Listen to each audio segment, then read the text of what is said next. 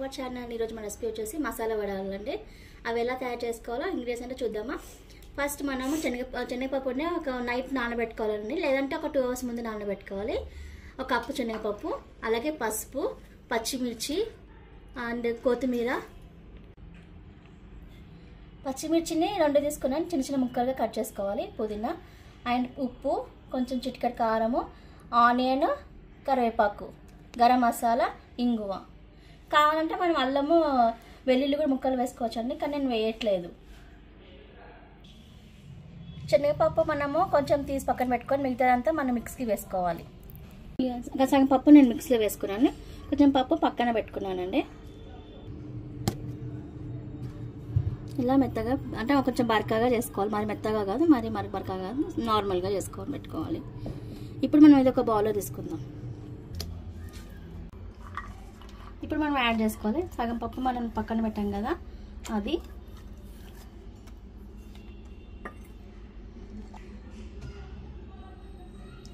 గరం మసాలా, పచ్చిమిర్చి, పుదీనా,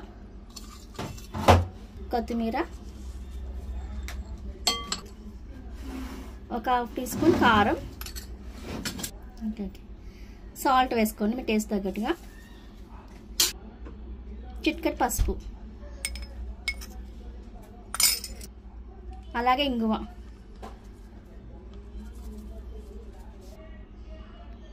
ఆనియన్స్, కరివేపాకు. ఇప్పుడు అన్నీ మంచిగా కలుపుకోవాలండి. ఇప్పుడు మీకు ఏమంటే ఉప్పు కావాలనిపిస్తే వేసుకోవచ్చు. ఇంకా మీకు శనగపిండి ఏమైనా కొంచెం రుచిగా అనిపిస్తే శనగపిండి కూడా యాడ్ చేసుకోవచ్చు అండి.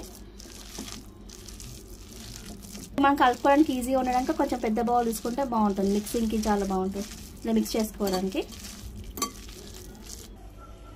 ఇలా కడాయి పెట్టుకొని ఆయిల్ వేసుకోవాలండి. ఆయిల్ హీట్ అయిన తర్వాత ఇప్పుడు మన చేతి కొన్ని వాటర్ అద్దుకొని మనం ఇలా షేప్ చేసుకోవాలి రౌండ్గా.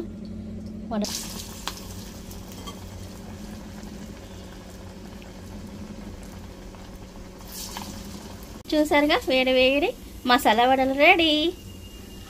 మీరు కూడా మీ ఇంట్లో చేసుకొని తినండి, ఎలా ఉన్నాయో చెప్పండి. Thanks for watching. Please subscribe channel. Bye. Keep smiling. చూడండి, అన్ని ఇలా మళ్ళీ ఒకసారి వేసుకోండి, మంచి క్రిస్పీగా రావడానికి. ఒకసారి వేసుకోండి, మంచిగా ఫ్రై అవ్వడానికి, క్రిస్పీగా ఉంటాయి తినడానికి. చూడండి, ఇలా గోల్డెన్ కలర్ రావాలి. ఇలా వచ్చిన తర్వాత ఇంకా మన బౌల్కి తీసుకుందాం. చూసారా ఎంత క్రిస్పీగా వచ్చాయో, ఇంకా లోపల సాఫ్ట్గా. Taste super. మీరు కూడా ట్రై చేయండి, ఎలా ఉన్నాయి మాకు కామెంట్లో చెప్పండి. బాయ్.